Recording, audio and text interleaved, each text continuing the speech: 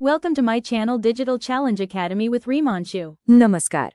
कभी किसी सादे बोरिंग से टेक्स्ट को देखकर सोचा है कि इसे और बेहतर और आकर्षक कैसे बनाया जाए? आज हम बिल्कुल यही करने वाले हैं। हम लिब्रे ऑफिस राइटर की दुनिया में उतरेंगे और सीखेंगे कि कैसे अपने डॉक्यूमेंट्स को एक प्रोफेशनल मास्टरपीस में बदला जा सकता है। तो आखिर वो क्या चीज़ है जो एक सादे से टेक्स्ट को एक प्रोफेशनल डॉक्यूमेंट में बदल देती है? इसका राज छिपा है डिज़ाइन और लेआउट की पावर को अनलॉक करने में। चलिए उन टूल्स को खोजते हैं जो सारा खेल बदल देते हैं। देखिए, किसी भी बढ़िया डॉक्यूमेंट की असली जान होता है उसका पैराग्राफ। अगर पैराग्राफ पे कंट्रोल आ गया ना, तो समझिए कि आपने डॉक्यूमेंट के पूरे लुक और फील पर कंट्रोल पा लिया है। अब देखिए, एक छोटे से बदलाव से कितना बड़ा फर्क पड़ सकता है।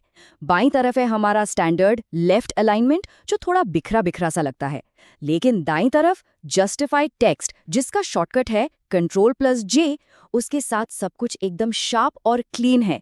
ये तुरंत ज्यादा प्रोफेशनल लगता है ना, जैसे किसी किताब या मैगजीन में छपा हो। तो हमारे पास ये 4 मेन अलाइनमेंट ऑप्शंस हैं: लेफ्ट, सेंटर, राइट और जस्टिफाइड। और अगर ये शॉर्टकट्स याद हो गए ना, तो काम करने की स्पीड सच में बढ़ जाएगी। ये आपके डिजाइन टूलकिट के सबसे जरूरी औजार हैं। अच्छा, तो हॉरिजॉन्टल स्पेस तो सेट हो गया। अब बारी है वर्टिकल स्पेस की, मतलब लाइनों के बीच की दूरी की। सबसे पहले आता है सिंगल स्पेसिंग, जिसका शॉर्टकट है Ctrl+1। ये डिफ़ॉल्ट सेटिंग है और टेक्स्ट को कॉम्पैक्ट रखने के लिए एकदम बढ़िया है।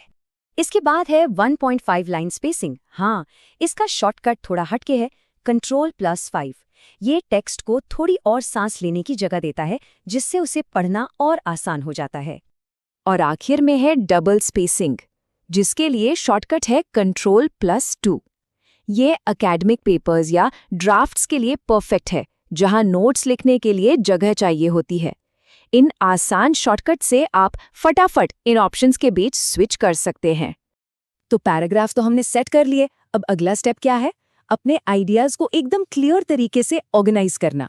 और इसके लिए लिस्ट से बेहतर कुछ भी नहीं। देखिए, लिस्ट्स का असली काम क्या है? ये मुश्किल जानकारी को छोटे छोटे समझने लायक हिस्सों में तोड़ देती हैं। ये पढ़ने वाले का ध्यान खींचती हैं और जानकारी को तुरंत क्लियर कर देती हैं। और सबसे बढ़िया बात पता है क्या है? इसे बनाना बहुत ही आसान है। बस अपना टेक्स्ट सिलेक्ट करिए, एक बटन दबाइए और बूम, एकदम क्लियर।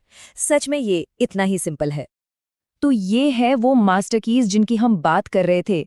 एक नंबर्ड लिस्ट बनाने के लिए बस F12 दबाइए, और अगर बुलेटेड लिस्ट चाहिए तो शिफ्ट के साथ F12 दबाइए। कितना आसान है। और हाँ, ये सिर्फ कोई मामूली टिप नहीं है। जो लोग NIT, ELIT जैसे सर्टिफिकेशन की तैयारी कर रहे हैं, उन्हें बता दें कि ये शॉर्टकट्स अक्सर मल्टीपल चॉइस सवालों में पूछे जाते हैं। तो इन्हें याद रखना आपको सच में दूसरों से आगे कर सकता है। चलिए, अब तक हमने कंटेंट पर तो कंट्रोल कर लिया, मतलब पैराग्राफ्स और लिस्ट्स। अब बारी है कंटेनर की, यानी कि हमारे पेज की। पेज से जुड़ी सारी सेटिंग्स के लिए आपको जाना होगा फॉर्मेट मेन्यू में और फिर पेज स्टाइल पर। समझ लीजिए कि ये आपके डॉक्यूमेंट के कैनवस का कमांड सेंटर है। यहाँ आपको 2 मेन ऑप्शन मिलेंगे।